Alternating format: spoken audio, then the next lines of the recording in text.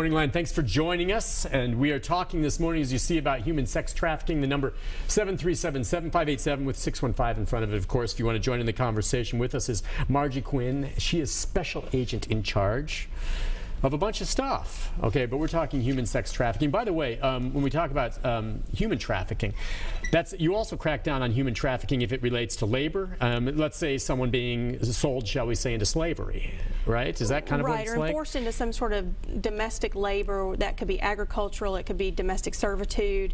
Do we see much of that here, or not as much as the sex trade? We're not seeing as much of it, but that doesn't mean it's not there. We haven't really tried to do any sort of studies or reports on labor trafficking. We have seen a couple of cases here. They involved landscaping companies. There were convictions several years ago here in the Middle District of Tennessee on a landscaping company. So you're talking about people who are forced to work, who aren't adequately compensated or compensated at all for their labor.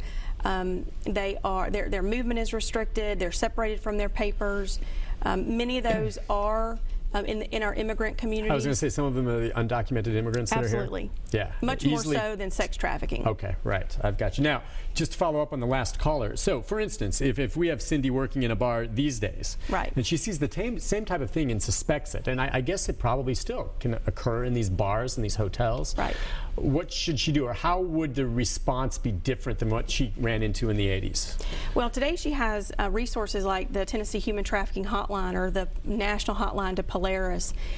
She can call 911. The Metro Nashville Police Department absolutely does a fantastic job on this particular issue. Yeah, because it could be acute at that moment. I mean, she can see that and call one of those hotlines, and yeah, they look. But at that moment, she sees a minor in there with an adult, and she suspects there's something odd about this. Clearly, it's not a father-daughter or something that are just having dinner.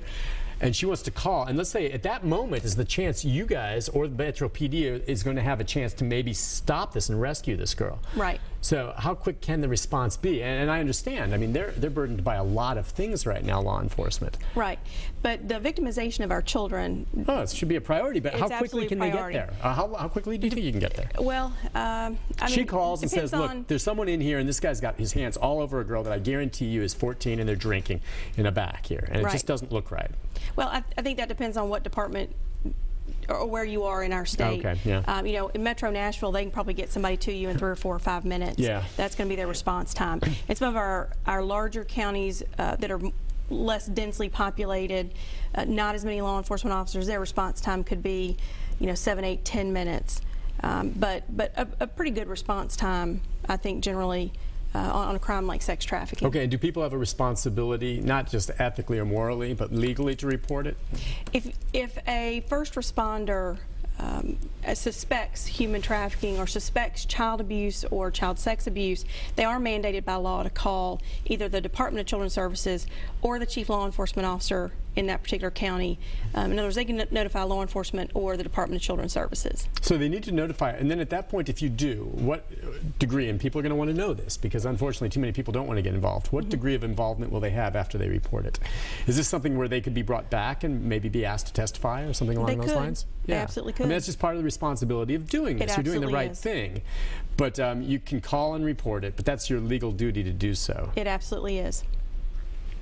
All right, so we talked about the resources that, expanding it across the state. Where do we go from here right now? I mean, with what's next? Do you have everything you need?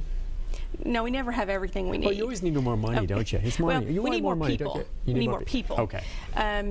But more agents? More agents. Obviously, more agents mean more people like Michael Kohlmeyer go to jail. But we are very, very grateful for the 4 agents that we've got. We're going to put them to work very quickly once the law goes into effect in July.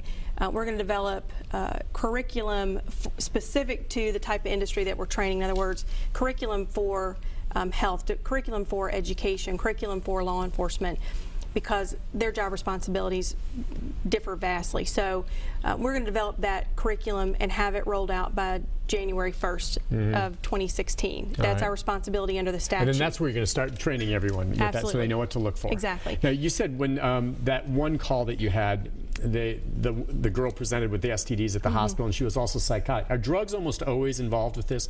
Do the girls get addicted to drugs? And is that since they're minors, you can say, well, why don't they just leave? Which is a silly thing to say. I mean, they've been brainwashed. They feel as though they don't have any other way to turn to. They're brainwashed. They're manipulated. They're drug addicted. They're victims of rape and domestic violence. These sorts of victims have experienced a wide variety of crimes being perpetrated against them.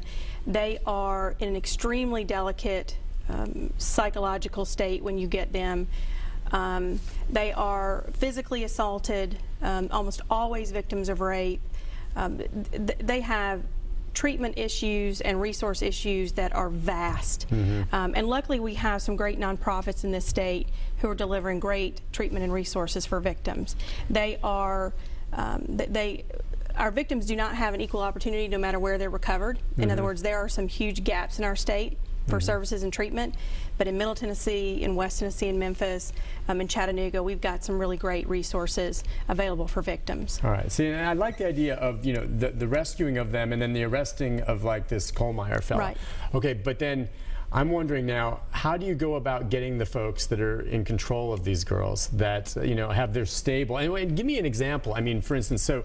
The ones who are running it, in the prostitution field, these are pimps, all right? All right, so you've got men that have several young girls that stay where, and how do you track them down, and how do you arrest the ones that have the girls? Carefully. Yeah, and sometimes you have to get the girls to agree to testify against them, right? We do. We also have investigative techniques and strategies that we use to pursue these types of crimes. It's not dissimilar from working, say, a drug case, because it is the sale of a commodity. Right. The commodity is human. And that's the problem all the time. You usually get the little street dealer, but it's hard to get the kingpin that's running. And I don't know, is that what it is? Are there big money people at the top of some type of corporate ladder here that are the ones, I don't know if it's that organized, that run it, or is it usually just, some loser that's, hooked up with a couple of, minors and decides to make some money by selling them? It's both. It's all of those things. We do see some of our more organized gangs, street gangs now getting into the business of human trafficking because it is extremely lucrative. I mean, this is a demand-driven crime. We haven't really talked about demand yet this morning, but this is a demand-driven crime. The Michael Kohlmeyers of the world who are seeking sex from a child are willing to pay an astronomical amount of money to do that. So if you've got somebody who has questionable morals, they're going to engage in selling human beings because it is so lucrative. And if you think about the fact that a 14-year-old girl is not illegal in and of herself to possess like a kilo of cocaine, so there's no risk associated with possession or transportation. The risk is associated in distribution, but you still have mitigated those other risks, unlike drug dealing, for instance. And it's a reusable, resellable commodity. So if you sell a kilo of cocaine, no matter how you sell it, once you've sold it, you got to go find another one. And if you've got a 14-year-old girl, you're selling her over and over and over and over and over again. So she's a reusable, resellable commodity, and she's worth a lot of money. If she's not rescued or caught, how does it usually end for these girls that are in this cycle? That's a great question. The #1 cause of death for prostitutes in this country is homicide. And there's a study out by NISMART, which stands for the National Incident Studies for Missing, Abducted, Runaways, and Throwaways. They're the most quoted studies in the world with regards to the commercial sexual exploitation of children.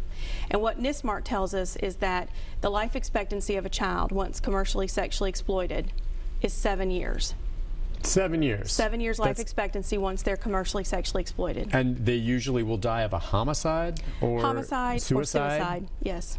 Okay, or who knows what else they can be exposed to along the way. Drug overdose. Many are addicted to drugs or kept on drugs, controlled through their drug use and addiction. If you've got an individual who's addicted to heroin, Xanax, meth, whatever it is, they can be controlled very easily through their addiction. Yeah, and I can only imagine as we go to a break, the ones that are rescued, they need everything.